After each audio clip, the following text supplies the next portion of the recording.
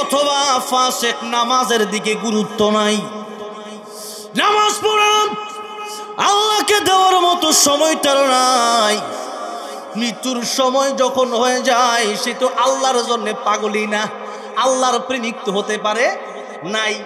এবার যখন মালাকুল মউত আসে, জানটা বের করতে চাই, জান বেরোতে চায় না, আমি যাম আল্লাহর কাছে। যাইব কি লিগা? এত নামাজ রোজা করে নাই, আল্লাহর কাছে যেতে চায় না। কারণ হচ্ছে আল্লাহর কাছে যাওয়া মানেই সে ব্যক্তি দরা খাওয়া। আল কবর রাউযাতুম মিন রিয়াজিল জান্নাহ আও হুফরাতুম মিন হুফারিন নার। কবর কারো জন্য জান্নাতের বাগান, অথবা কারো জন্য জাহান্নামের গর্ত। সেজন্য সে ব্যক্তি তো ভালো করেই জানে মালাকুল মউত যেহেতু আসছে, আমার তো কবরে যেতে হবে। ওই কবরে নামাজ নিয়ে যদি না যেতে পারি, নেক আমল নিয়ে যদি না যেতে পারি, ঈমান নিয়ে যদি না যেতে পারি, কবরের আযাব থেকে কেউ আমাকে রক্ষা করতে পারবে না। সেজন্য জান বের হতে চায় না। এমনি আছে এমন চলে একটা টান দেন, তার মনে হয় প্রত্যেকটা জয়েন্ট, তার আঙ্গুলের জয়েন্ট, হাড়ের জয়েন্ট, পায়ের জয়েন্ট, এমনকি হাড়ের জয়েন্ট, এগুলা যেন টাস টাস করে ফুটে যায়, যেন ভেঙে যায়। একটা জীবন্ত বকরির চামড়া টেনে টেনে ছিঁড়লে, এই বকরি অথবা একটা মানুষের চামড়া জীবন্ত টেনে ছিঁড়লে যতটা কষ্ট হবে, গোশত থেকে যেন চামড়া আলাদা হতে চায় না, এর চাইতে বেশি কষ্ট বেনামাজির হবে। তাহলে বলেন নামাজ পড়বেন না ছাড়বেন? এবার একটু দেখেন, কিয়ামতের ময়দানে আল্লাহর বিশ্বনবী রাহমাতুল লিল আলামিন বলেছেন, কিয়ামতের ময়দানে নামাজের হিসাব সর্বপ্রথম হবে। নামাজের হিসাব দিতে গিয়া যারা ধরা খেয়ে যাবে, সব জায়গায় তারা ধরা খেয়ে যাবে। আর নামাজের হিসাব দিতে গিয়ে যারা বেঁচে যাবে, তারা সমস্ত হিসাবে তারা বেঁচে যাবে, বিনিময়ে তারা জান্নাতের মেহমান হয়ে যাবে। তাহলে দেখেন কিয়ামতের মধ্যে নামাজের হিসাবটা সর্বপ্রথম হবে। নামাজটা যার ঠিক থাকবে অন্য হিসাব ঠিক, নামাজটা যার ঠিক নাই তার অন্য এত প্রথমেই ধরা খাইছে, তাইলে পরের পরীক্ষাতে ধরা কি আর খাবে? এটা তো প্রথমেই তার জন্য জাহান্নামে যাওয়ার কারণ হচ্ছে বেনামাজি হওয়ার কারণে। কি হওয়ার কারণে? বেনামাজি হওয়ার কারণে। ভাইরা আমার, বাবাজির আমার, বেনামাজি তার এত বড় গুনাহগার। একজন মানুষ জিনা করে যে যত বড় গুনাহগার হয়, একজন মানুষ খুন করে যত বড় গুনাহগার হয়, তার চেয়ে বড় গুনাহগার হচ্ছে একজন বেনামাজি। মুসা আলাইহিস সালামের কাছে এক নারী প্রশ্ন করলো, আল্লাহর পয়গম্বর,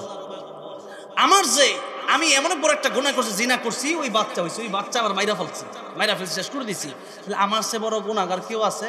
মুসা আলাইহিস সালাম কয় না। এবার আল্লাহ রাব্বুল আলামিন জিবরাইল আলাইহিস সালামকে ডেকে বললেন, জিবরাইল, আমার মুসা পয়গম্বরের কাছে যাও, মুসা কালিমুল্লাহর কাছে গিয়া বলো, এই মহিলা যত বড় গুনাহগার, তার চাইতে আরো বড় গুনাহগার হলো বেনামাজি। মুসা আলাইহিস সালাম শুনে অবাক হয়ে গেলেন, যে মহিলা জিনা করছে, তার বাচ্চা হয়েছে, বাচ্চাটাকে মেরে ফেলছে, এর চেয়ে বড় গুনাহগার হলো বেনামাজি। আর বেনামাজি কারা হয়? যারা আল্লাহরে চিনে না। আরে যে আল্লাহরে চিনে না সে কিছুই চিনে না। মান আরাফা নাফসাহু ফাকাদ আরাফা রাব্বাহু। আগে নিজেরে চিনেন, আল্লাহরে চিনবেন। ভাইরা আমার, বাবাজিরা আমার, এখন নিজেরে তো চিনেন না, আল্লাহরে চিনবেন কেমনে? কোন আল্লাহ আমারে বানাইলো? কোন আল্লাহ রাব্বুল আলামিন এত সুন্দর করে স্ট্রাকচার দিয়ে আমাকে তৈরি করলেন? কোন আল্লাহ আমার মায়ের পেটের ভিতরে খাবারের ব্যবস্থা করলেন, মায়ের বুকে দুধের ব্যবস্থা করলেন? এই চিন্তা একটু একটু করে যদি কেউ করে যে এত সুন্দর চেহারা, গরু আর ছাগলের মতো আমার চেহারা না, আমার চেহারাটা কত সুন্দর, এত সুন্দর চেহারা আল্লাহ আমাকে দিলেন, এত সুন্দর কথা বলার মতো শক্তি আমার দিলেন, এই কথা গরু বলতে পারে না, ছাগল বলতে পারে না, আমি আর আপনি বলতে পারি। সুতরাং আল্লাহ রাব্বুল আলামিন যে আমাকে বানালেন, নিজের নিয়ে চিন্তা করলেও তো আল্লাহকে সেজদা দেওয়ার কথা যেরকম ঠিক না বেঠি। কিন্তু এই বান্দা দুনিয়াতে এসে পড়ে, আল্লাহকে সেজদা দিতে তার ভালো লাগে না, নামাজ পড়তে ভালো লাগে না। তাহলে বলেন তো, নামাজ যারা পড়ে না এদের মতো গুনাহগার আর কেউ আছে? নাই। সুতরাং নামাজ যদি না পড়েন, কিয়ামতের ময়দানে সর্বপ্রথম আপনি ধরা খাবেন। নামাজের হিসাব দিতে গিয়ে নবীজি বলতেছেন আপনি সব জায়গায় ধরা খাবেন। তাহলে আজকে থেকে 5 ওয়াক্ত নামাজ পড়ার নিয়ত করা যাবে তো ইনশাআল্লাহ? কারা কারা বলবেন একটু হাত তোলেন তো। লিল্লাহি তাকবীর, লিল্লাহি তাকবীর। নামাজ আছে যেখানে, মসজিদ আছে যেখানে, মাদ্রাসা আছে যেখানে, লিল্লাহি তাকবীর। হাত নামান, আল্লাহ কবুল করেন। জোরে জোরে বলেন আমিন। এবার আসেন মাঝখানে নামাজ নেও কিছুক্ষণ কথা বললাম। এবার আসেন আবার পিছনের দিকে যাই। যতই ওয়াজের সামনে যাবেন ততই ওয়াজের মূল লাইনে পিছনের দিকে যাবেন। ওয়াজ কিন্তু এখনো শুরু করি নাই, ব্যাপার না। জোরে কোন ঠিক নেবে ঠিক? আরে করা ইমানদার দেখা যায়। জোরে কোন মারহাবা। ওয়াজ তো এখন শুরু করি নাই। ওয়াজ মূলত মাদ্রাসা নিয়ে করতাম। এখন চিন্তা করতেছি যে আর ময়মনসিংহ যখন আসি, আমার বাড়িতে বর্মিত, এদিকে আসলে আমার খুব ভালো লাগে। কেন ভালো লাগে জানেন? আমার নিজের ভাষায় কথা বলি। কথাটা বোঝেন নেই? তখন মনে হয় যে এখানে আমার বাপ চাচারা বই রয়েছে। কারা বই রয়েছে? মনে হয় বাপ চাচারা বই রয়েছে। এখন সেই জন্য আমার একটু ভালো লাগে, সময় একটু বেশি দিয়ে দিতে চাই। একটু বেশি সময় যদি হয়, কেউ মন খারাপ করবেন?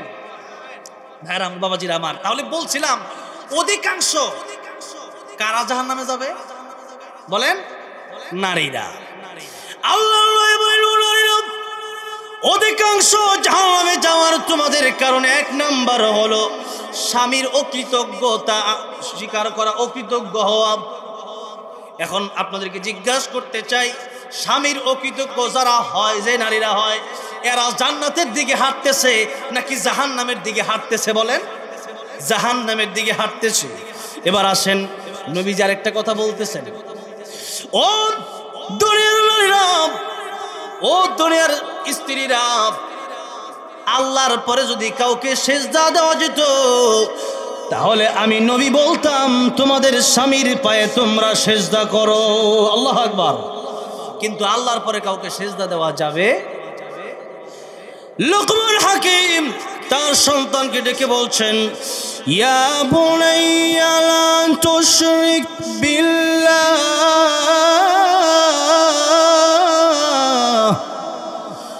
ইন্নাশ শিরকা লাযুলমুন আযীম।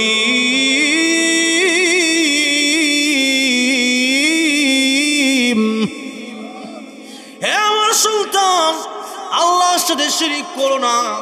এই দুনিয়ায় যত গুনাহ আছে, সবচেয়ে বড় গুনার নাম হলো আল্লাহর সাথে শিরিক করা। সবচেয়ে বড় গুনার নাম কি?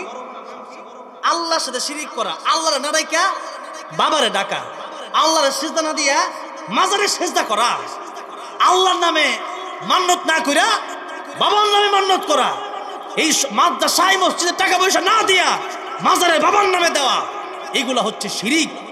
আর আল্লাহ রাব্বুল আলামিন বলতেছেন, কিয়ামতের ময়দানে তোমাদের সব গুনাহ আমি আল্লাহ মাফ করে দিলেও আমি তোমাদের শিরিক মাফ করব। আল্লাহ রাব্বুল আলামিন ওয়াল্লাহি ভিতরে বলেছেন, মান ইউশরিক বিল্লাহি ফাকাদ হারামাল্লাহু আলাইহিল জান্নাতা ওয়া মাওয়াহুন নার। এই পৃথিবীতে যারা শিরিক করবে এদের জন্য জান্নাতটাকে আমি আল্লাহ রাব্বুল আলামিন হারাম করে দিব, আর জাহান্নামকে আমি আল্লাহ রাব্বুল জান্নাতকে আমি আল্লাহ হারাম করে দিয়া জাহান্নামকে ওয়াজিব করে দিব। আর কিয়ামতের ময়দানে আমি আল্লাহ রহমান রহিম হওয়ার কারণে ইন্নাল্লাহা লা ইয়াগফিরু আন ইউশরাকা বিহি ওয়া ইয়াগফিরু মা দুনা যালিকা লিমান ইয়াশা ওয়া মান ইউশরিক বিল্লাহি ফাকাদ ইফতারা ইসমান আযীমা ওয়া মান ইউশরিক বিল্লাহি ফাকাদ দাল্লা দালালান বাঈদা। আল্লাহ বলতেছেন, ও দুনিয়ার মানুষেরা, আমি আল্লাহ রহমান, আমি আল্লাহ রহিম, আমি আল্লাহ গফফার। কিয়ামতের ময়দানে ছোট্ট ছোট্ট আমল দেখে আমি আল্লাহ বান্দার গুনাহ মাফ করে দিব। আল্লাহর নবীজি এক হাদিস শরীফের ভিতরে বলছেন, কিয়ামতের ময়দানে আল্লাহর এক বান্দাকে, আল্লাহর এক জান্নাতি বান্দাকে আরেকজন বান্দা 1 গ্লাস পানি পান করাইছিল। কিয়ামতের ময়দানে যেই মাত্র আল্লাহ রাব্বুল আলামিন জান্নাতীদেরকে একদিকে যেতে বলবেন, জাহান্নামীদেরকে একদিকে যেতে বলবেন, তখন জান্নাতীরা যখন যাবে তখন যেই বান্দাকে দুনিয়াতে পানি পান করিয়েছিল, আরেক বান্দা যেই বান্দা পানি পান করেছিল, কিয়ামতের ময়দানে দেখা যাবে সে ব্যক্তির জন্য জাহান্নাম অবধারিত হয়ে গেছে। আর যে আলেমকে, যে আল্লাহর ওলিকে পানি পান করিয়েছিল মরুভূমির ভিতরে বিরাট বিপদের সময়, এক বোতল বা এক গ্লাস পানি নিজের কাছে আছে। মরুভূমিতে সৌদি আরব যখন যারা গেছে তারা জানে, আমি তো কয়েকদিন আগে আসলাম, সৌদি আরব 100-200 মাইল পর্যন্ত মরুভূমি, কোনো বাড়িঘর দেখা যায় না। সেখানে মরুভূমিতে যখন পানি নিয়ে যদি কেউ না উঠে, গাড়ে হেরাতে আমরা উঠেছিলাম যেখানে কোরআন শরীফ নাজিল হয়েছিল। আলহামদুলিল্লাহ এই বয়সে যখন গেছি তখন চিন্তা করছি যেখানে ইকরা বিসমি রাব্বিকাল্লাযী খলাক নাজিল হয়েছে, ওই জায়গা না দেখা যাব না। আল্লাহ সবার তৌফিক দান করুন, আমিন। কয়েক ঘন্টার পথ সেখানে যখন গেলাম, পানি খাইতে খাইতে একদিকে পানি খাই, আরেকদিকে পানি শরীরে বার হয়ে যায়, গাম এমন একটা অবস্থা। সেই মরুভূমিতে পানির চাইতে মূল্যবান আর কিছু থাকে? পানির চেয়ে মূল্যবান কিছু নাই। পানি পান করতে পারলে মনে হয়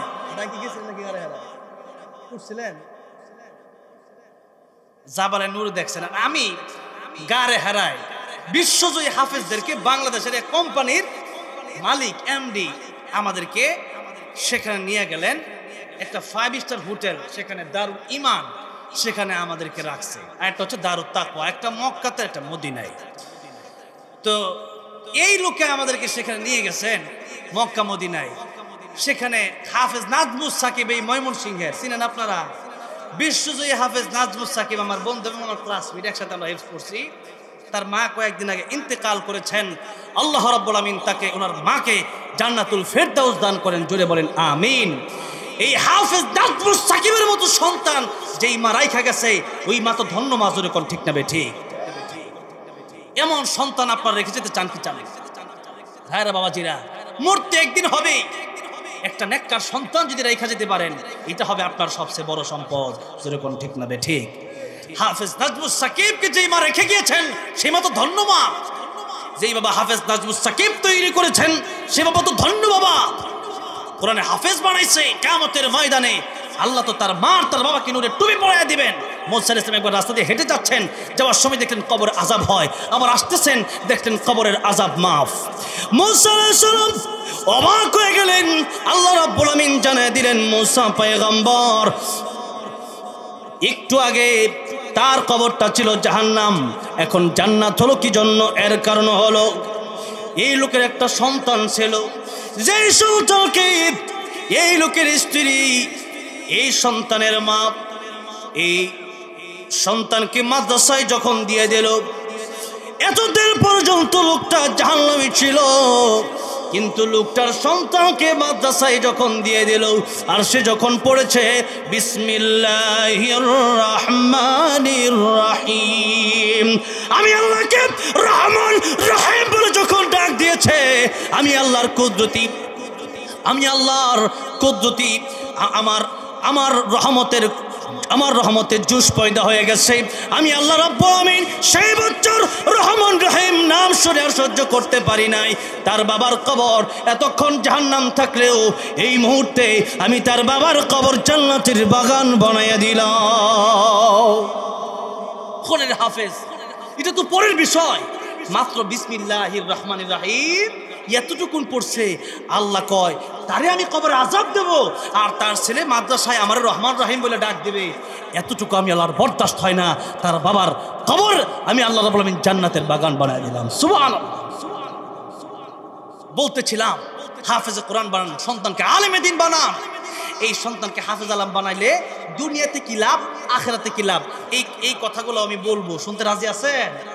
এই কথাগুলো বলবো সূরা রহমানের তাফসীর হিসাবে সূরা রহমান থেকে বলবো ইনশাআল্লাহ একটু পরে। একটু যে কথাটা বলতেছিলাম, যে সেখানে আমরা যখন গেলাম, সেখানে আমার সাথে হাফেজ নাজমুস সাকিব এবং হাফেজ জাকারিয়া, এইরকম হাফেজরা, হাফেজ আবু রাইহান, তারা আমার সাথে সেখানে উমরাতে গিয়েছিলেন। তখন আমরা কয়েকজন, জাকারিয়া, আমি, আবু রাইহান, আমরা মিলে সেখানে গেলাম, সেখানে গিয়া সেই জায়গাটাতে আমার আল্লাহর একটা সিজদা দিছি এবং সেখানে বৈশা এই সূরা আলাকের 5খানা আয়াতে কারিমা আমরা তেলাওয়াত করে আসছি, যেরকম আলহামদুলিল্লাহ। যেহেতু এই আয়াতগুলো এখানে নাজিল হয়েছে, সেখানে গিয়া পড়ার মজাটা কেমন। আল্লাহ কুদরতিভাবে তার বন্ধুর জন্য স্পেশাল ভাবে যেন একটা সুন্দর ঘর উপর দিয়া ছায়া, আর সেখানে কি মোলায়েম একটা মজার একটা জায়গা, সেখানে গেলেই শান্তি লাগে, এরকম একটা জায়গা আল্লাহ তার বন্ধুর জন্য সেখান থেকে তাকায়া ডাইরেক্ট কাবা শরীফ দেখা যায়, যেরকম সুবহানাল্লাহ।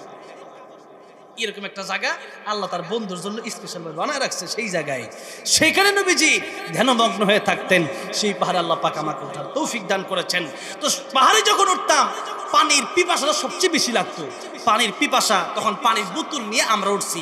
আবার সেখানে আরবে মানুষ পানি ফ্রিও দেয়, সেখানে ফ্রি অনেক জায়গায় পানি আছে, যার লাগে পানি খিচুড়িগুলো ফ্রি খাওয়াতে থাকে।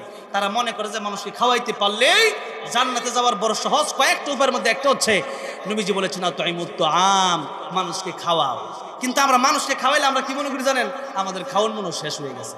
কিন্তু না, আল্লাহ যদি মেহমান পাঠায় এটা আপনার জন্য রহমত, তার আপনি যতটুকু খাওয়াবেন এর চেয়ে কয়েক গুণ বেশি আল্লাহ আপনারা দিয়ে দিবে, যেরকম সুবহানাল্লাহ।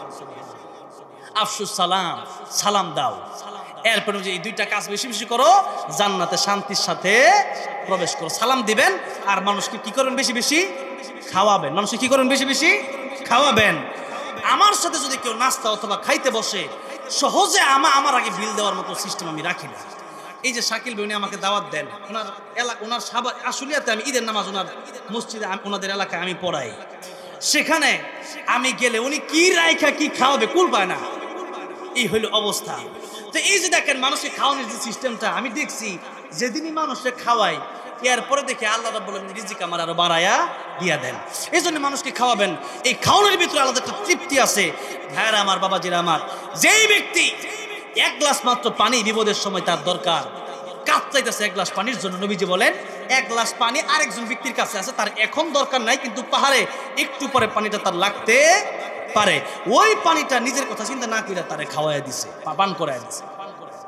কিয়ামতের ময়দানে আল্লাহ রাব্বুল আলামিন ওই আলেমকে, আল্লাহর ওই ওলিকে সেই ব্যক্তির সামনে দিয়া জান্নাতে নিয়ে যাবেন। আল্লাহ চাইলে পারতো অন্য রাস্তাতে নিয়ে যেতে, কিন্তু রাস্তা কিন্তু অনেক বড়। সেই ব্যক্তি একদিকে জাহান্নামে যেতে চাইলেও তারে আল্লাহ ফেরেশতাকে, ওই ফেরেশতারা তারে ঘুরাইয়া ওই যে ব্যক্তি জাহান্নামে যাবে তার সামনে নিয়ে যাও। যখন জান্নাতে লয়ে যায় ডাক দেখো, কি গো আপনি দেখি জান্নাতে যাইতেছেন, আমি যে জাহান্নামে যাই? ওরকম ঠিকই তো আছে, আমি তো জান্নাতি হইছি, আল্লাহ জান্নাত দিছে আমারে। কই শুনেন, আপনি তো ওই লোক, আপনারে কিন্তু আমি ঠিকই চিনছি, আপনারে কিন্তু বিপদের সময় আপনার আমি এক গ্লাস পানি পান করেছিলাম। লোক কই হ, এটা সত্য, দুনিয়াতে আমি এমন বিপদে একবার পড়ছিলাম। হাদিস শরীফে বর্ণনা, নবীজি বলতেছেন, তখন এই ব্যক্তিরে কি বলবেন যে আপনি যেহেতু জান্নাতে যান, আপনারা যে বিপদের সময় আমি উপকার করছিলাম, আপনি কি পারেন না আমার একটু উপকার করতে? সুবহানাল্লাহ, জোরে কর। ও আল্লাহর জান্নাতে বললাম, দুনিয়াতে বিপদে পড়েছিলেন, পানির জন্য ছটফট করতেছিলেন, ওই বিপদের সময় আপনারে আমি পানি পান করিয়েছিলাম। আজকের কিয়ামতের ময়দানে বিপদে পড়েছি, আপনি কি পারেন না আমাকে একটু সহযোগিতা করতে? আমি জান্নাতে যেতে পারবো কিনা জানি না, আপনি যদি আল্লাহর কাছে আমার জন্য একটু সুপারিশ করেন, আপনার জান্নাতের টিকিট ক্যান্সেল হবে না। আল্লাহ যাদেরকে জান্নাত দিবেন কোনোদিন তাদের কাছ থেকে জান্নাত কেড়ে নেবেন না। জোরে কোন সুবহানাল্লাহ। জান্নাতের টিকিট যে ব্যক্তি একবার ডান হাতে আমলনামা পেয়ে যাবে, সে ব্যক্তির টিকিট কোনোদিন ক্যান্সেল হবে না। লোকটা বলেন, ও আল্লাহর বান্দা, আমার জন্য যদি একটু সুপারিশ করেন, আপনার টিকিট ক্যান্সেল হবে না। আবার জান্নাতের ভিতরে আমি হয়তো যেতে পারি আপনার সুপারিশের কারণে, তাহলে আপনি কি আল্লাহর কাছে একটু আমার জন্য সুপারিশ করতে পারেন না?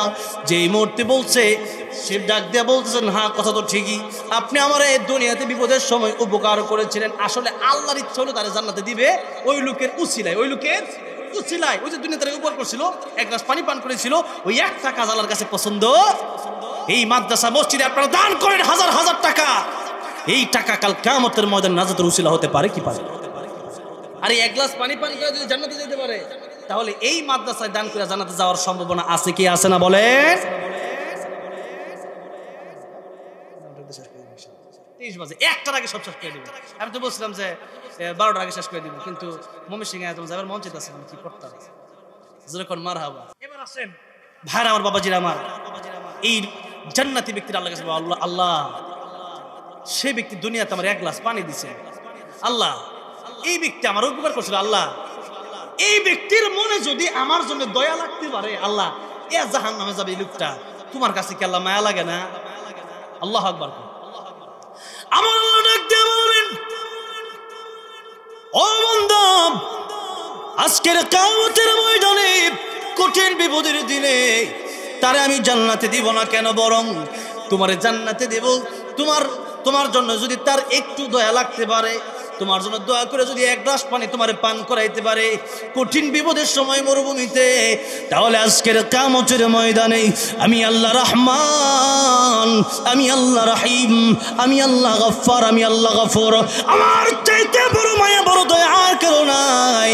ও বান্দারে, আজকে তোমাকে তো জান্নাতে একা দিব না, বরং তোমার সামনে দিয়ে তাকে নিয়ে যাওয়ার কারণে ছিল এটা, তুমি যেন তার ব্যাপারে সুপারিশ করো, উসিলার তো প্রয়োজন, সেই কারণে সে তো তার আমল দিয়ে জান্নাতে যেতে পারবে না।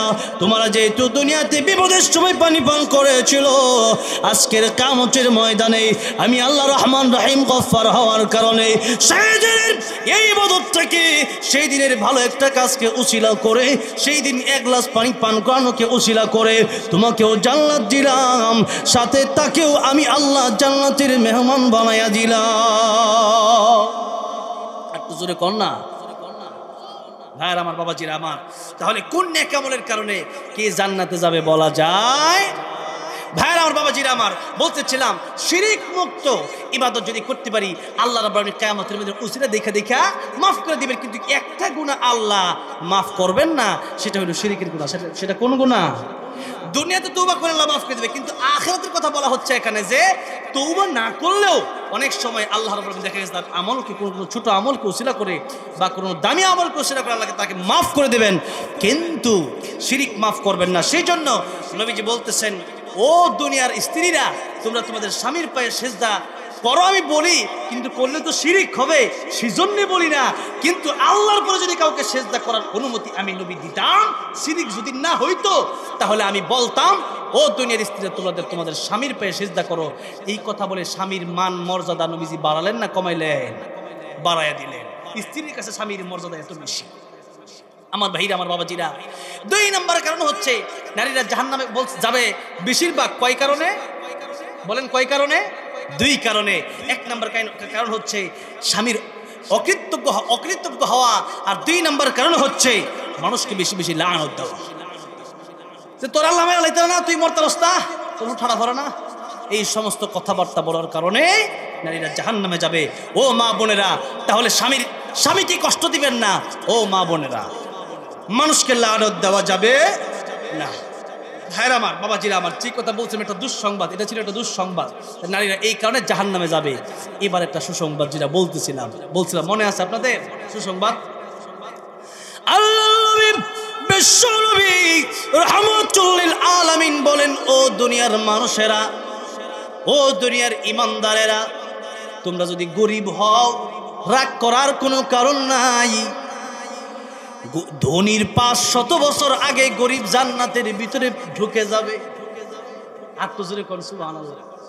তাহলে কোন গরিব হলে কি কষ্ট থাকার দরকার আছে? আমাদের হুজুররা, আমাদের এক উস্তাদ ছিলেন মাওলানা নিয়ামতুল্লাহ খান, উনি আমাদেরকে একটা উদাহরণ দিতেন, আর অনেক উস্তাদ যে উদাহরণটা দিতেন। উদাহরণটা হলো যে এক উস্তাদ কাউকে, ছাত্র হইল মনে করেন 10-20 জন, সবাই 10 টাকা করে দিছে, এই ছাত্ররা তোমাদেরকে আমি 10 টাকা করে দিলাম, এটা তোমরা খাও। আরেকজন 100 টাকা দিছে। এবার সবাই একটু চিন্তায় পড়ে গেল যে আমাদের সবাইকে 10 টাকা করে দিল আর তারা 100 টাকা দিয়ে দিল, তাইলে কাজটা হুজুর কি করলো? এখন হুজুর তো দিছে একটা কারণে। হুজুর যখন সবাই বিকালবেলা ঘুরে টুরে টাকা পয়সা খাইয়া শেষ করে আসছে, হুজুর বলে দিয়েছে সবাই 100 টাকা খরচ করে আসবা এবং এর হিসাব আমাকে মাগরিবের পর দিবা। মাগরিবের পর যখন ছাত্র আসছে, হুজুর একটা গরম আগুনের উপরে একটা কড়াই রেখে বলতেছে, ও ছাত্ররা, সবাই এই কড়াইয়ের উপরে দাঁড়াইয়া সবাই টাকার হিসাব তোমরা দিবা। যারা 10 টাকা দিছি সেও হিসাব দিবা, যারা 100 দিছি সেও হিসাব দিবা। এবার মনে করেন 10 জন ছাত্র 9 জন 1 সেকেন্ড থেকে কোনো কথা হুজুর 10 টাকা চিপস খাইছি বাস, হুজুর 10 টাকা আইসক্রিম খাইছি বাস, হুজুর 10 টাকা দিয়ে আমি একটা চকলেট খাইছি বাস, হুজুর 10 টাকা দিয়ে দুটো সিঙ্গারা খাইছি বাস, শেষ এও হিসাব দিয়ে দিচ্ছি। কিন্তু যারা 100 টাকা দিছে এর হিসাবটা কি মনে করেন কি সাধারণ? গরম তাওয়ার উপরে 100 টাকার হিসাব দেওয়া কি সাধারণ? কঠিন। সে তো করার উপর দাঁড়াইতেই হের 100 টাকার হিসাব তো সিঙ্গারা খাইছে, আইসক্রিম খাইছে, চকলেট খাইছে, এরপরে মনে করেন যে সমোসা খাইছে, এরপরে মনে করেন যে আবার আরেকজন 10 টাকা খাওয়াইছে, এইগুলো 50 টাকার হিসাব দিতে পাওয়া গেছে বুঝলিয়া? ঠিক না বেটা? ঠিক তেমনি হবে কিয়ামতের ময়দানে গরিবের টাকা পয়সা কমে এই জন্য হিসাবও কম, জান্নাতে যাবে দ্রুত। আর ধনীর টাকা পয়সা যেহেতু বেশি এই জন্য হিসাবটা একটু লম্বা হবে, হিসাবটা একটু কি হবে? লম্বা হবে। এই জন্য কিয়ামতের ময়দানে গরিব যেহেতু দুনিয়াতে, সে ব্যক্তি এমনি গরিব আবার ইবাদত করছে, আবার ধনীও ইবাদত করছে, গরিব আগে জান্নাতে যাবে। কারণ দুনিয়াতে যদি গরিব কষ্ট করছে 500 বছর আগে আল্লাহ তারে দিয়া সেটা মিটাই দিবেন। সুবহানাল্লাহ, জান্নাত 500 বছর আগে দিয়ে দিবেন। আর কিয়ামতের ময়দানে সূর্য থাকবে মাথার অর্ধ হাত উপরে, আর নিচে থাকবে তামার জমিন। সেদিন বলেন তো দেখি, গরম তাওয়ার চেয়ে কষ্টটা দুনিয়ার আগুনের চেয়ে কম হবে না বেশি হবে? 1 গুণ না 2 গুণ না, অনেক গুণ, অনেক গুণ। হ্যাঁ আমার বাবাজিরা আমার, তাহলে গরিব হইলে টেনশনের কোনো কারণ নাই। আমার কবরের জীবন হইল আমার আসল জীবন শুরু হবে। কবরের জীবন থেকে আমার কোন জীবন শুরু হবে? আসল জীবন শুরু হবে। ভাই আমার বাবাজিরা আমার, যেই কথা বলছিলাম, দুনিয়ার মানুষেরা যারা নাকি মুমিন তারা মৃত্যুর জন্য পাগল পারা। তারা মৃত্যুর জন্য কি, মনে আছে তোর কথাটা? আল মাউতু তুহফাতুল মুমিন। মুমিনের জন্য মৌত হচ্ছে তুহফা, হাদিয়া। তার কাছে যখন মালাকুল মউত আসে সে খুশি হয়ে যায়। তো বেলাল রাদিয়াল্লাহু আনহুর কাছে মালাকুল মউত আসলো। বেলাল রাদিয়াল্লাহু বলতেছেন, ও মালাকুল মউত, আমি কিন্তু মৃত্যুর জন্য অনেক আগেই প্রস্তুতি নিয়েছি, সুতরাং মৃত্যুর জন্য আলাদা কোনো প্রস্তুতি নেওয়ার দরকার নাই। তবে আমার ইচ্ছা ছিল আমি যেন শহীদি মরণ যেন আমার হয়। দেখেন, যারা ইমানদার, যারা আল্লাহর পাগল, তারা মরার আগেও নামাজ পড়তে চায় কেন? দেখেন বেলাল রাদিয়াল্লাহু কয়, ও মালাকুল মউত, আল্লাহর কাছে একটু বলো, যারা আল্লাহর প্রিয় বান্দা এদের যদি কোনো ইচ্ছা থাকে আল্লাহ তাদের সেই ইচ্ছা পূরণ করে তাদেরকে দুনিয়া থেকে নেয়। যেরকম সুবহানাল্লাহ। বেলাল রাদিয়াল্লাহু বলতেছেন, ও মালাকুল মউত, আমি চাই মৃত্যুর আগে আমি একটু নামাজ পড়তে চাই। যেরকম সুবহানাল্লাহ। আমি নামাজ পড়ব, নামাজ পড়তে পড়তে আমার নামাজের শেষ সিজদা যেখানে হবে সেই সিজদায় গিয়ে তুমি আমার জান কবজ করবা।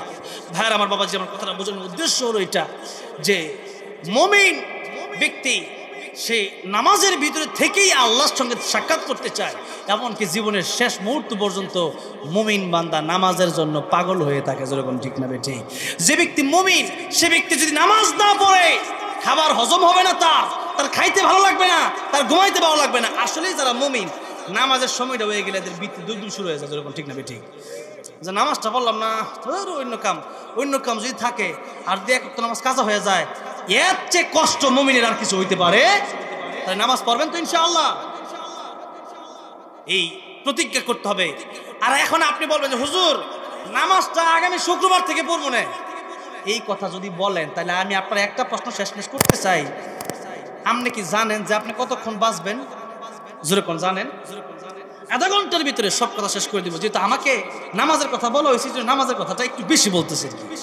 ভাইরা আমার বাবাজিরা আমার, নবীজি একদিন সাহাবীদেরকে জিজ্ঞাসা করেন, ও সাহাবীরা তোমরা কতক্ষণ জীবনের জ্ঞানটা দিতে পারবা? কেউ বলেন, ইয়া রাসূলুল্লাহ আজকে রাত্রে বাসি, কালকে রাত পর্যন্ত হায়াত পাবো কিনা জানি না। একজন কে, ইয়া রাসূলুল্লাহ আসর থেকে মাগরিব পর্যন্ত পাওয়াই মুশকিল। আল্লাহ বিশ্বনবী রাহমাতুল্লিল আলামিন ডেকে বললেন, সাহাবীরা রে, কেউ বলতেছো একদিন, কেউ বলতেছো কয়েক ঘন্টা, কেউ বলতেছো 1 মিনিট, কেউ বলতেছো আসর থেকে মাগরিব। আর আমার কাছে মালাকুল মউত আসলে অনুমতি নেওয়া লাগবে। নবীর কাছে যখন মালাকুল মউত আজরাইল আসছিল, অনুমতি নিছিল কিনা বলেন? যারা জানেন বলেন, অনুমতি নিছিল কিনা? একবার নয়, 3 বার অনুমতি নিয়েছেন। জুড়ে বলেন কয়বার? অনেক লম্বা ঘটনা, আরেকদিন আসলে ইনশাল্লাহ এই এলাকায় আসলে আমার মনে করে দিলে নবীজির মৃত্যুর জীবনীটা, নবীজির মৃত্যুর সময়ের কথাটা আপনাদেরকে বইলা যাব ইনশা। আজকে বলতে গেলে এটাই যাবে আর 1-2 ঘন্টা, এই কথা আর বলবো না। শুধু এতটুকু বলি, নবীর কাছে মালাকুল মউত যখন আসছে দরজার বাইরে দাঁড়ায় আছিলেন, জোরে কোন সুবহানাল্লাহ। নবী কয় ফাতেমা, কেডা জানি সালাম দেয়, ফাতেমা কিন্তু শোনে না। নবীকে ফাতেমা দেখো তো, ফাতেমা রাদিয়াল্লাহু আনহা দরজা খুলে দেখে যার মাথা আকাশে, যার পা জমিনে, জোরে কোন আল্লাহু আকবার। যেই মুহূর্তে দেখছে, ফাতেমা কয় আব্বা, মক্কা মদিনার কারোর সাথে এই লোকের মিল নেই, কি? নবী কয় ফাতেমা, হাদা মালাকুল মাউত, এটাই মালাকুল মাউত। লম্বা ঘটনা। এরপরে আবার অনুমতি নিলেন, জিব্রাইল আমিন আসলেন। অনেক পরামর্শ হয়েছে নবীর আমাদের ব্যাপারে, আমরা এত গুনাহ করতেছি এখনো, দেখেন না আল্লাহ আমাদেরকে আযাব দেয় না। ওই সময় নবী দোয়া করে গেছিল, আল্লাহ আমার উম্মতকে তুমি শেষ করে দিও না, আমার উম্মত গুনাহ করতে পারে, আমার উম্মত তওবা সুযোগ দিও আল্লাহ। এইরকম দোয়া নবী করতে করতে উম্মতের কথা যখন আল্লাহ বলেন, ও নবী আপনার উম্মতের কথা চিন্তা আপনার করতে হবে না, আপনার উম্মতের জিম্মাদার স্বয়ং আমি আল্লাহ হয়ে গেলাম, জোরে কোন সুবহানাল্লাহ।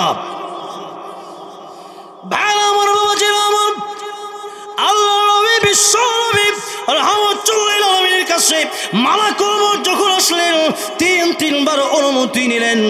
সেই নবী রাহমাতুল্লিল আলামিন নবী, তিনি আল্লাহ হলেন রব্বুল আলামিন। আল্লাহ কি রব্বুল আলামিন, আর নবী হইল রাহমাতুল্লিল আলামিন। দেখেন আল্লাহ একটা শব্দ নিজের ব্যাপারেও বলেছেন, আবার নবীর ব্যাপারেও। শুনেন, আল্লাহ নিজের ব্যাপারে বলতেছেন আলহামদুলিল্লাহি রাব্বিল আলামিন। আর একই কথা, একই শব্দ আল্লাহ নবীর ব্যাপারে, আল্লাহ নবীর ব্যাপারে আল্লাহ বলতেছেন ওয়ামা আরসালনাকা ইল্লা রাহমাতাল লিল আলামিন। আল্লাহু আকবার। রাহমাতুল লিল আলামিন নবী, রাহমাতুল লিল, বলেন না, রাহমাতুল লিল আলামিন নবী। কোরআনে প্রমাণ, আশিক বিনে কে বুঝিবে আমার দয়ার নবীর শান। কষ্ট হচ্ছে আপনাদের? নবীর প্রেমে কবি নজরুল একটু গাইতে পারেন, নবীর প্রেমে আল্লাহ কি এই উসিলায় মাফ করতে পারে কি পারে না বলেন তো? সেজন্য একটু আমার সাথে গাইবেন না ঘুমাবেন। অনেকের ঘুম ধরতেছে, একটু ঘুমটা ভাঙ্গা সাঙ্গা, আর একটু সময়, অল্প সময় একটু যারা দিয়ে একটু উঠেন, এরপর আর মূল কিছু কথা বলে আমি শেষ করে দিব। রাহমাতুল লিল আলামিন নবী, রাহমাতুল লিল। এই যে বাচ্চারা সুন্দর গাইতেছে, ও মুরব্বী বাবাজিরা, আপনাদের কি নবীর প্রেমের দরকার নাই? একটু বলেন না, রাহমাতুল লিল আলামিন নবী, রাহমাতুল লিল। কোরআনে প্রমাণ, আশিক বিনে কে বুঝিবে আমার দয়ার নবীর শান। বলেন না, আশিক বিনে কে বুঝিবে আমার দয়ার নবীর শান। নবী আমার মদিনারে বলবো,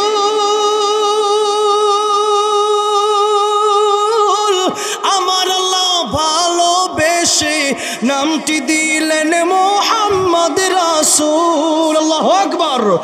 ওই নবীকে ভুল বুঝিলে,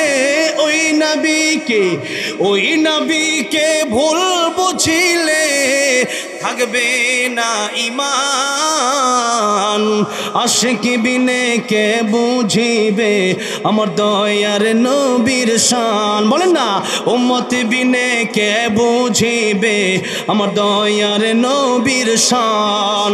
রাহমাতুল লিল আলামিন নবী, রাহমাতুল লিল।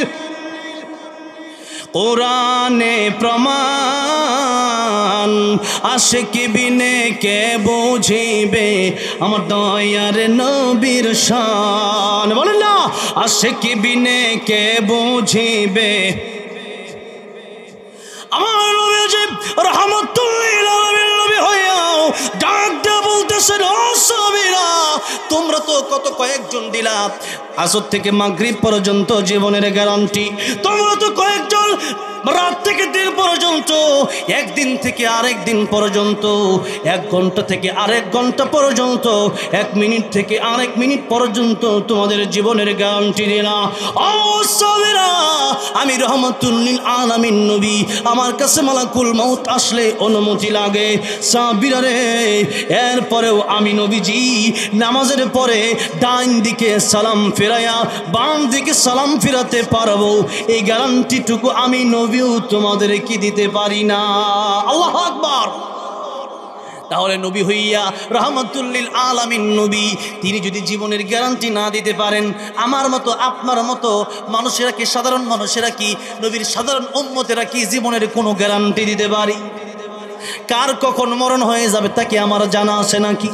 এই জন্য কবি বলেছেন, আমার মরণ আসিবে কখন কেউ তো জানে না। বলেন না, আমার মরণ আসিবে কখন, আমি মরে গেলে আমায় তোমরা ভুইলা যাইও না, আমি মরে গেলে হে আমায় তোমরা ভুইলা যাইও না, আমার মরণ আসিবে কখন কেউ তো জানে না, আমার মরণ আসিবে কখন। এই দুনিয়া চিরজীবন থাকার জায়গা না, অন্ধকার কবর যে আমার আসলে ঠিকানা। ঠিক কিনা বলেন? এই দুনিয়া চিরজীবন থাকার জায়গা না, অন্ধকার কবর যে আমার আসলে ঠিকানা। সবাই রেখেই আমায় চলে যাবে, সঙ্গী হবে না, হবে সঙ্গী? সবাই রেখেই আমায় চলে যাবে, সঙ্গী হবে না, সবাই রেখে আমায় চলে যাবে, সঙ্গী হবে না, আমার মরণ আসিবে কখন। বলেন না, আমার মরণ আসিবে কখন। কবর মাঝে মা বাবাকে দেখা যাবে না, দেখব যাকে তিনি হলেন শাহে মদিনা। কবর মাঝে মা বাবাকে দেখা যাবে না, দেখব যাকে তিনি হলেন শাহে মদিনা। সেদিন আল্লাহ বিনে আর তো কেউ বন্ধু হবে না, সেদিন আল্লাহ বিনে আর তো কেউ বন্ধু হবে না, আমার মরণ আসিবে কখন কেউ তো জানে না, আমার মরণ আসিবে কখন। এই জন্য আমার ও বাবাজিরা, রহমাতুল লিল আলামিন নবী, যার কাছে মালাকুল মউত আসলে অনুমতি লাগে, সেই নবীজি বলতেছেন, নামাজের পরে ডান দিকে সালাম ফিরাইয়া বাম দিকে সালাম ফিরাতে পারবো, এই গ্যারান্টি আমি রহমাতুল লিল আলামিন নবীও দিতে পারি না। সুতরাং আমরাও জীবনের গ্যারান্টি দিতে পারি না। জানি না আজকের ওয়াজ করে আবার সঠিকভাবে বাসায় যেতে পারি কিনা। আপনারাও জানেন না ওয়াজ শুনে শেষ করে বাড়ি যেতে পারেন কি পারেন না। কয়েকদিন আগে এক জায়গায় আলোচনা করতেছিলাম, এশার আগেও আলোচনা শুনছে, এশার পরেই লোকটা মারা গেল, কিন্তু লোকটার বড় ইচ্ছা ছিল মাহফিলটা শেষ করবে, মাহফিল শেষ করতে পারে নাই। অনেকেই ঈদের জন্য দামি দামি জামা কাপড় কিনে, সেই দামি জামা কাপড়ের পরা হয় না, দামি জুতার পরা হয় না, সেই জামা বাদ দিয়া 3 টুকরা কাফনের কাপড় ঈদের দিনেও পড়তে হয়। এমন ঘটনাও এলাকায় ঘটে কি ঘটে না? ভাইরা আমার, বাবা ছিল আমার, সেই জন্য আগামী শুক্রবার থেকে ভালো হব, আগামী রমজান থেকে ভালো হয়ে যাব, কালকে থেকে ভালো হব, এই গ্যারান্টি আপনারা কে দিল? জীবনের গ্যারান্টি আপনারা কে দিল যে আপনি বলতেছেন আগামীকাল ভালো হব? না রে বন্ধু, আগামীকাল থেকে ভালো হওয়ার গ্যারান্টি আমার আপনারা কেউ দেয় নাই। সেই জন্য আল্লাহ নবী বলেছেন 24 ঘন্টায় মৃত্যুর জন্য প্রস্তুতি নিয়ে থাকো, যে কোনো সময় মালাকুল মউত আসতে পারে। পরকালীন জীবনকে তোমরা গঠন করো, পরকালীন জীবনকে তোমরা দুনিয়ায় সাজাও, আর দুনিয়া মাজরাতুল আখিরা। এই যে দেখা যায় ধান ক্ষেতের এই যে ধানের যে গাছগুলো আছে এখানে বিছানো আছে, এখন আপনাদেরকে জিজ্ঞাসা করতে চাই, কৃষিরা কি সারা বছর ধান লাগায় নাকি একটা সময় ধান লাগায়? একটা সময় ধান লাগায়, সারা বছর বৈশা খায়, ঠিক না? জোরে কোন? ঠিক তেমনি ভাবে আল্লাহ নবী বলেন, ও দুনিয়ার উম্মতেরা, তোমরা দুনিয়াতে এটা হচ্ছে তোমাদের জন্য কর্মক্ষেত, কাজের জায়গা, এখানে এখানে তোমরা কাজ করবা আর ফল ভোগ করবা জান্নাতে গিয়া। সুবহানাল্লাহ। এবার আসুন কর্মক্ষেত কিভাবে ভালো করব। কর্মক্ষেত ভালো করার প্রথমেই কাজ জানতে হবে, যেরকম ঠিক না বেঠিক? কাজ করার আগে কাজ জানতে হবে। যারে তারে ধান লাগাইতে বললে ধান লাগাইতে পারবে না, যারে তারে যে কোনো গাছের পরিচর্যা করতে বললে পারবে না। এই জন্য কৃষকটা যেই কাজ করে সবাই পারবে না। সেজন্য এই দুনিয়া যেহেতু আমাদের কাজের জায়গা, কর্মস্থান, সেই জন্য সূরা রহমান আপনাদের সামনে তিলাওয়াত করেছি।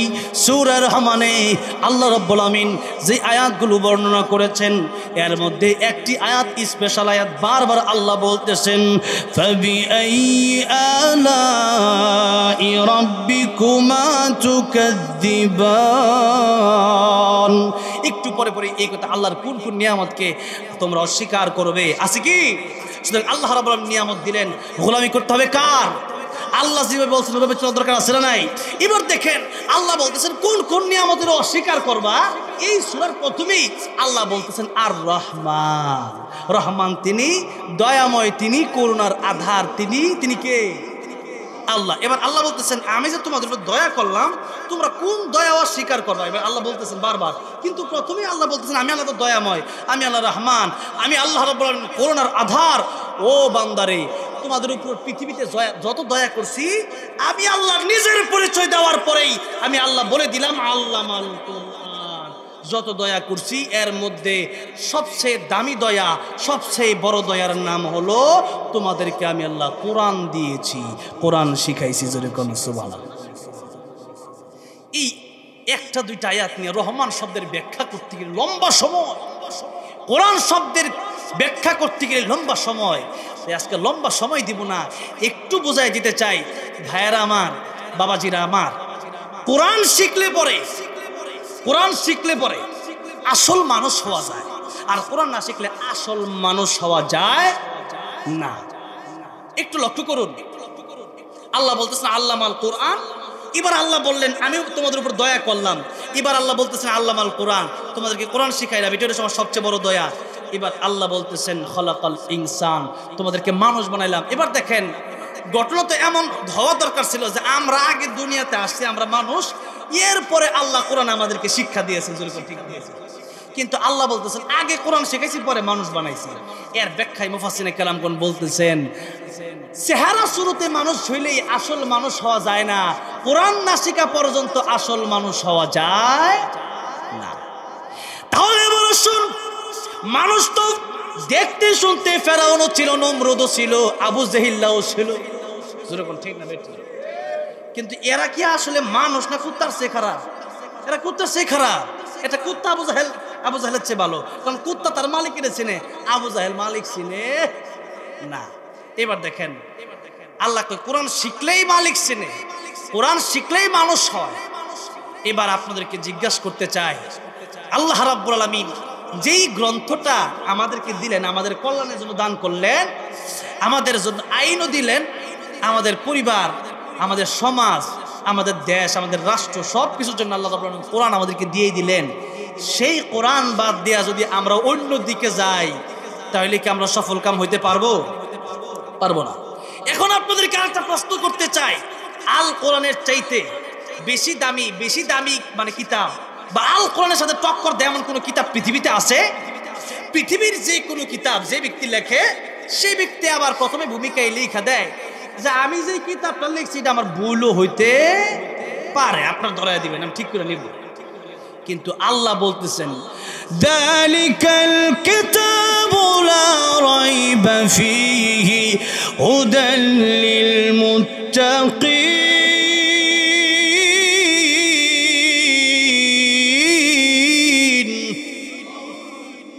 আল্লাহ বলতেছেন এই কোরআনের ভিতরে কোনো ভুল নাই, কোনো সন্দেহ নাই, কোনো সন্দেহের অবকাশও নাই।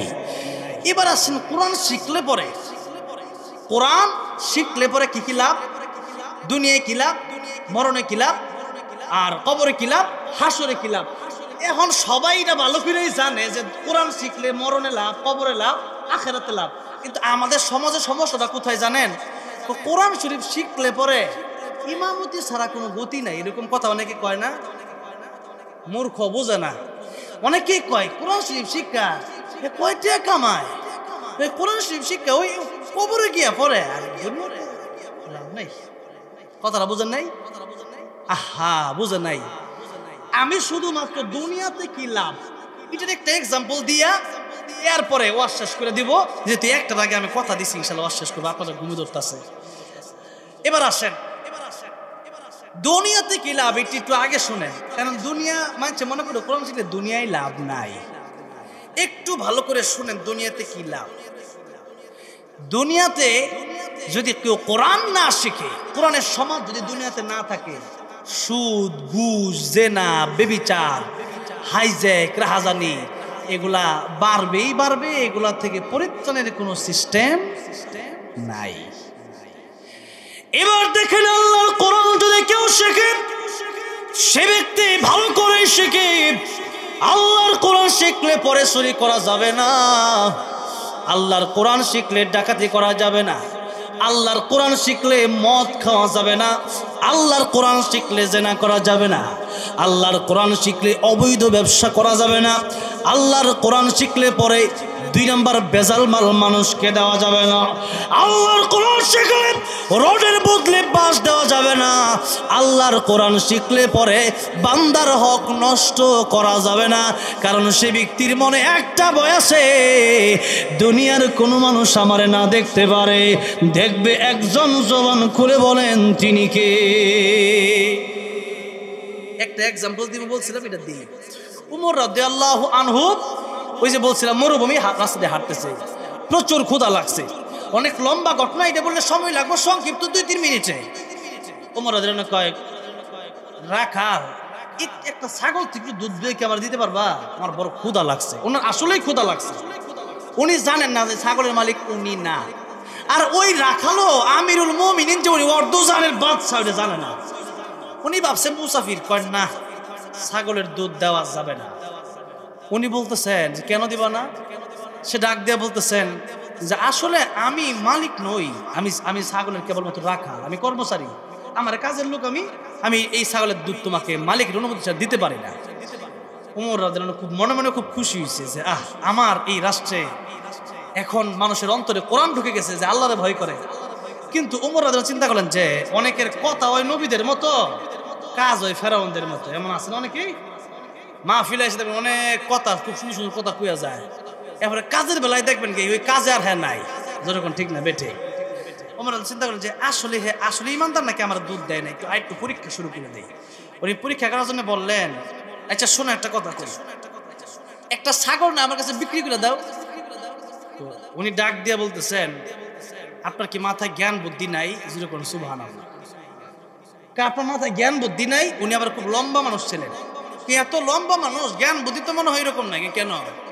দেখেন উমর রাদিয়াল্লাহু আনহু তো জানে না, সামনে যে আমি যেই লোক দুধ দেয় না ওই লোক ছাগল বিক্রি করবো মানে তুমি কইবা ছাগল রে বাঘে খায়া লাইছে আর টেরা তুমি লয়ে যাবে, বুঝছো না, ভালো একটা ইনকাম করতে পারবা। হ্যাঁ কয় যে আরে আমি যদি এমন লোক হইতাম তাহলে তো তুমি দুধই দিয়ে দিতাম। হ্যাঁ মুসাফির ভালো করে শোনো, একটা ছাগল কেন, এক ছাগল বিক্রি করলে তুমি আমার কি বুঝতে চাও? উনি বলতেছেন যে ছাগলটা তুমি বল বাঘে খাই ফেলছে, আর তোমার কথা মনে বিশ্বাস করবে। রাখাল ডেকে বলতেছেন মুসাফির শোনো, এই যে ছাগল তোমার কাছে বিক্রি করবো আর বলো বাঘে খেয়ে ফেলছে, আমার মালিকের খুব বিশ্বস্ত কর্মচারী আমি যদি বলি ছাগল বাঘে খেয়ে ফেলছে অবশ্যই আমার মালিক বিশ্বাস করবে। তবে শোনো মুসাফির, আমি তোমার কাছে ছাগল বিক্রি করতে পারি না, এই জন্য আমার মালিককে, দুনিয়ার মালিককে জবাব দিয়ে পার পেতে পারি, কিয়ামতের ময়দানে আল্লাহর কাঠ গড়ায় আমি পার পাবো। আল্লাহর ভয় আমার ভিতরে আছে। ওমর রাদিয়াল্লাহু আনহু খুশি হয়ে বললেন যে আমি ওমর আমিরুল মুমিনিন, খুশি হয়ে গেলেন। সুবহানাল্লাহ। ভাইয়ার আমার বাবাজিরা, আমার কথা বোঝানোর মূল উদ্দেশ্য হলো যার ভিতরে আল্লাহর ভয় আছে, যার ভিতরে কোরআনের শিক্ষা আছে, সেই সমাজে সেই লোকটা কোরআনের শিক্ষা যদি তার ভিতরে থাকে তলে দিয়া ঘুষ খাইতে পারে, মানুষদেরকে হেনস্থ করতে পারে না। একটা আইডি কার্ডের জন্য, একটা পাসপোর্টের জন্য, একটা নিজের জন্ম নিবন্ধনের জন্য পর্যন্ত বছরকে বছর ঘুষ দিয়া পর্যন্ত আইডি কার্ডও বানাইতে হয়, পাসপোর্ট বানাইতে হয়। এই হলো আমাদের সমাজ। আমি পাসপোর্ট যখন বানাইছি প্রথম উমরা করতে যাব, সেই পাসপোর্ট বানাইতে গেছি আমার ফাদার না দিয়ে আমার বাপের জায়গাতে আমার লিখে যে ফাদার ইন ল, তখন আমার বিয়ে হয় নাই, তখন আমি বিয়ে করি নাই, তখন নাম লিখ ফাদার ইন ল, মানে আমার শ্বশুরের নাম বলে আমার বাপের নাম ছিল, এটা শ্বশুরের নাম লাগাই দিছে, লিখছে এটা কেন বাপ শ্বশুর। এটা কেন লাগাইছে? যাতে করে ফাস্ট ফুড আরেকবার বানাইতে যায়, আরেকবার যেন আমার কাছ থেকে 10-12 হাজার টাকা খাইতে হয়, একটা কারণে। পরবর্তীতে আবার আমাকে দৌড়াদৌড়ি করে পরে আমার ফাস্ট ফুডটা বানানো লাগছে না। এই হইল অবস্থা। তাহলে দেখেন এই এক একটা ছোট্ট ছোট্ট বিষয়ে ঘুষ সাদা আছে না নাই? এই কোরআনের শিক্ষা যদি থাকতো, ঘুষ থাকতো না, সাদা থাকতো না, রাহাজানি থাকতো না, মানুষের অন্যের মাল আত্মসাৎ করে খাওয়ার সিস্টেম থাকতো, জিনা ব্যভিচার থাকতো না। কোরআনের শিক্ষার মাধ্যমে দুনিয়ার লাভ হলো একটা সুন্দর সমাজ কায়েম হয় কোরআনের শিক্ষার মাধ্যমে। কোরআনের শিক্ষা ছাড়া সুদ, ঘুষ, জিনা, চুরি, ডাকাতি, অন্যের মাল আত্মসাৎ করা, এগুলা বন্ধ করা কোশ্চিন কালেও কিয়ামতের আগেও সম্ভব হবে না। যেরকম ঠিক না বে ঠিক? হায় আল্লাহু আকবার। আমার দাদা আমার একটা গজলের কথা কয়ে দিছে, সারা জনম। আরে বাবারে মাশাআল্লাহ, যেরকম মারহাবা। দাদা আমার এই গজল শুনছে, আমার এই গজল আমি জীবনে মনে গাইছি না, কিন্তু ওই যে মানে মাহফিলে গাইছি না আর কি, এমনি ইয়াতে গাইছি, মানে ইউটিউবে সার্চি গজল, ওই গজল উনি আবার শুই না কয় যে আপনি যে কইছিলেন সারা জীবন নাও বাইলাম আজ মানুষ হইল না, এই কথা মিলছে আজকাল। কমো একটু, সারা জনম নাও বাইলা মাঝি মানুষ হইলা না, একল কল সব হারাইলা, বলে না একল কল সব হারাইলা, কোরআন হাদিস শিখলা না মাঝি, কোরআন হাদিস শিখলা না, সারা জনম নাও বাইলা মাঝি মানুষ হইলা না, সারা জনম নাও বাইলা মাঝি মানুষ হইলা না। ঠিক না ঠিক বলেন? এই জন্য সারা জীবন সব শিখলেন, কোরআন শিখলেন না, মানুষ হইতে পারলেন না। এই জন্য কোরআন যারা শিখবে প্রকৃত পক্ষে তারা মানুষ হয়ে যাবে। তাহলে কোরআন শিক্ষার মাধ্যমে দুনিয়ার লাভ হলো, দুনিয়ার মধ্যে সুদ, ঘুষ, চুরি, ডাকাতি, একটা সুন্দর সমাজ ব্যবস্থা কায়েম করতে চাইলে কোরআনের শিক্ষার কোনো বিকল্প নাই। ঠিক না বেঠে?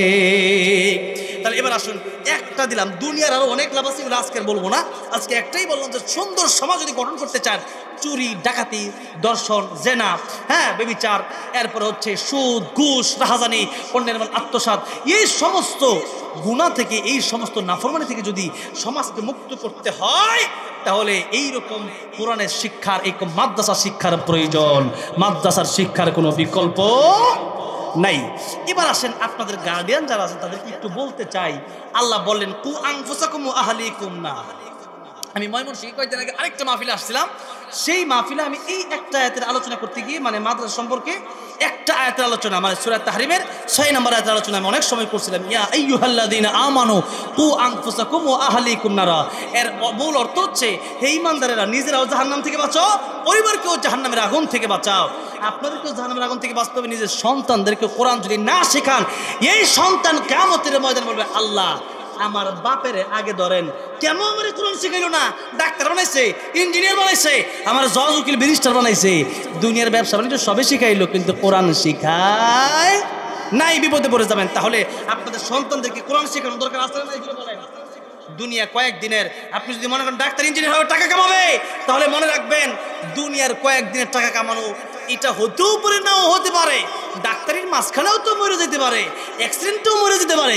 এই জীবনের কোনো গ্যারান্টি নাই, আর মৃত্যুর পরের জীবনটার গ্যারান্টি আছে। সেই জীবনের আর কোনো মরণ, মৃত্যুর পর আর মরণ নেই।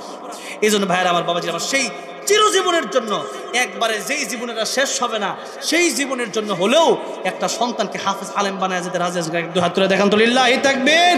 দুই হাত উঠানো দেখি, দাঁড়ান একটু, লিল্লাহি তাকবীর, লিল্লাহি তাকবীর।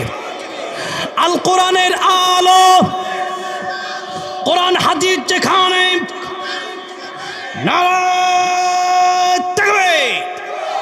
আল্লাহ কবুল করেন, জুড়ে বলেন আমিন। এবার আসুন, আপনাদেরকেও বলে দিলাম, তাহলে আপনারা মাদ্রাসা শিক্ষা শেখান, এরপরে যদি মন চায় ডাক্তার, ইঞ্জিনিয়ার বানাইতে কোনো অসুবিধা নাই, হারাম তো আর না। আমার তো ডাক্তারের প্রয়োজন, ইঞ্জিনিয়ারের প্রয়োজন, তবে আগে কোরআন শিখাইতে হবে। আগে কি শিখাইতে হবে? কোরআন না শিখলে, শুদ্ধ করে কোরআন না শিখলে নামাজই হয় না। কি হয় না? নামাজই হয় না। নামাজ ভঙ্গের কারণ 19টা, এর মধ্যে প্রথম হইল কোরআন শরীফ অশুদ্ধ পড়লেই না, কোরআন শরীফ অশুদ্ধ পড়া নামাজ ভেঙে গেছে। তাহলে নামাজ ভঙ্গের 1 নম্বর কারণ হলো কোরআন শরীফ অশুদ্ধ পড়া। সন্তান নামাজই হবে, কোরআন শরীফ পড়ে না, লাভ নাই। এই জন্য মাদ্রাসায় দিয়া প্রাথমিক শিক্ষা আপনার সন্তানের কি শিক্ষা হবে? মাদ্রাসায়। এরপরে মরণের সময় কালিমা নসিব হবে, কবরে জান্নাতের বাগান হবে, পরকালে শুধু হাফেজ আলেম নয়, শেষ হওয়ার অসংখ্য মানুষকে সুপারিশ করে জান্নাতে নিয়ে যাবে। জোরে বলুন সুবহানাল্লাহ। এবার আসুন, আমার আলোচনা শেষ। এবার একটা কথা বলতে চাই, যারা যারা হাফেজ আলেম হইতে পারেন নাই তারা কি করবেন? নবীজি বলেন, কুন আলিমান আও মুতাআল্লিমান আও মুস্তামিআন আও মুহিব্বান ওয়ালা তাকুন খামিসান ফাতাহলিক। ও আমার উম্মতেরা, আলেম হও, নাহলে আলেমের ছাত্র হও, নাহলে আলেমের কথা শোনো, কিছুই পারলা না, সর্বশেষ একটা কাজ করো। যদি আলেম না হইতে পারো, একটা কাজ করো, আলেমকে মুহাব্বত করো। আলেমকে মুহাব্বত করো। কি করো? আলেমকে মুহাব্বত করতে রাজি আছেন না নাই? আলেমকে মুহাব্বত করার কারণে কিয়ামতের ময়দানে আল্লাহ নবী তো বলছেনই, 1 গ্লাস পানি পান করে যদি জান্নাতে যাইতে পারে, তাহলে বলেন এই মাদ্রাসার পক্ষে যদি আপনারা থাকেন, জান্নাত এই মাদ্রাসার উসিলাই হতে পারে কি পারে না? বলেন।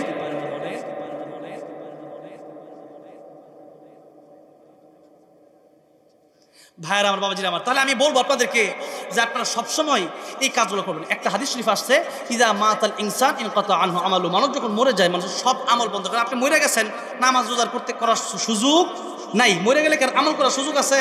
মরার আগ পর্যন্ত আমল করার সুযোগ। কিন্তু নবীজি বলতেছেন 3টা আমল মানুষের বাকি থাকে। একটা হলো মাদ্রাসা, মসজিদে অথবা সমাজ সেবায় যদি কোন টাকা পয়সা কেউ দান করে, এই টাকাটা তার সদকায়ে জারি হিসেবে, মানে যতদিন পরে যে মাদ্রাসা মসজিদ থাকবে, মাদ্রাসা যত আলেম হাফেজ হবে, এরা যে আবার দাওয়াত দিবে, দিনের দাওয়াত, তাদের কথা শুনে আরো মানুষ ভালো হবে, নামাজি হবে।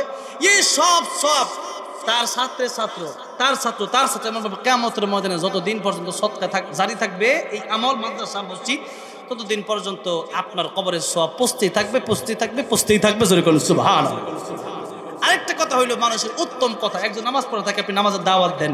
একজন কোরআন পড়ে না, একজনের বাচ্চা পড়ে না, হ্যাঁ আপনি করেন, এই আপনি শুরু ভাই মনে করেন, এই তোর ছেলের মাঝে দিতে পারিস না? হ্যাঁ করেন, দিতাম না, একটু বুঝায় যদি মাঝে আনতে পারেন যে মাদ্রাসা দেয়, ভাই তুই দিলে হয়তো তোর এই কথাটা করার কারণে আমি জান্নাত পাইতে পারি। এখন দেখেন, জান্নাত কিয়ামতের ময়দানে এই একটা করে, যদি একটা ভালো কথার কারণে অন্য মানুষ ভালো হয়, আপনার কথার কারণে, এটাও সদকায়ে জারিয়া। আরেকটা কাজ নবী বলছেন, তোমার নেককার সন্তান তোমার কবরে কাজে লাগবে। কি সন্তান? একটু আগে বলছিলাম যে মুসা আলাইহিস সালামের ঘটনা, উনি যাচ্ছেন কবর দিয়ে, জাহান্নাম দেখলেন, পরে দেখলেন আমার জান্নাত। কেন? ছেলেটা কেবলমাত্র বিসমিল্লাহির রহমানির রহিম এই আয়াতটা পড়ছে, আল্লাহ তার বাবার কবর আযাব কি করে দিয়েছেন? মাফ করে দিয়েছেন। সেই জন্য সন্তানটাকে কোরআন শিখাবেন তো ইনশাআল্লাহ। আল্লাহ কবুল করেন, জোরে বলেন আমিন।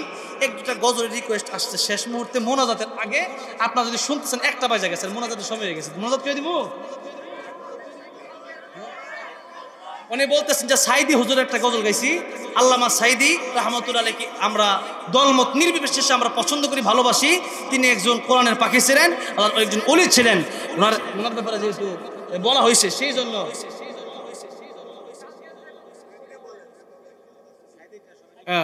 আচ্ছা, অনেক আবদার। ওরে সুবহানাল্লাহ। আচ্ছা, আপনাদেরকে একটা কথা কয়ে দেয়, সদকায়ে জারি হিসেবে আজকের মাহফিল হিসেবে এখানে তো বড় কোনো কালেকশন তারা করে না, আলহামদুলিল্লাহ। তারপরে রুমালটা নিয়ে গেলে কয়েকজন ছাত্ররা গজলের মাঝখানে, আপনারা যার পকেটে যা আছে মোটামুটি 100, 200, 500 যা পারেন, এই মাদ্রাসার জন্য এই 100 টাকা আপনার জন্য হাজতের কারণও হতে পারে। সেই জন্য ইখলাসের সাথে পকেটে হাত দিয়া নিজের অর্থ থেকে কিছুটা এই মাদ্রাসায় দিয়ে যাবেন।